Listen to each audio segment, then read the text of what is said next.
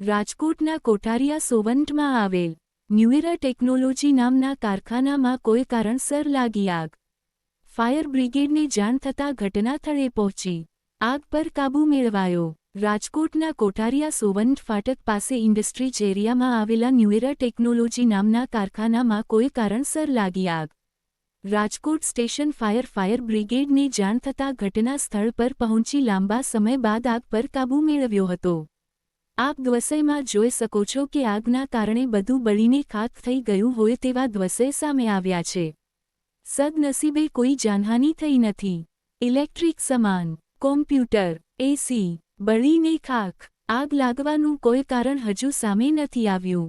આશરે 7 થી 8 લાખ નુકસાન થયું હોવાનું સામે આવ્યું છે.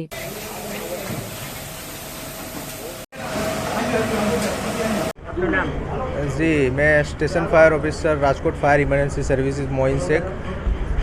સવારે 8:52 રાજકોટ ફાયર કંટ્રોલ રૂમમાં એક મેસેજ મળ્યો હતો કે સોલવેન્ટ વિસ્તારના અંદર ન્યૂ એરા કરીને એક ઇન્ડસ્ટ્રીઝ છે, એમાં ફાયર થઈ છે. ફર્સ્ટ ટર્નઆઉટમાં કોઠારિયા ફાયર સ્ટેશનથી એક ફાયર ટેન્ડર અહીંયા ઘટના સ્થળે પહોંચ્યું હતું.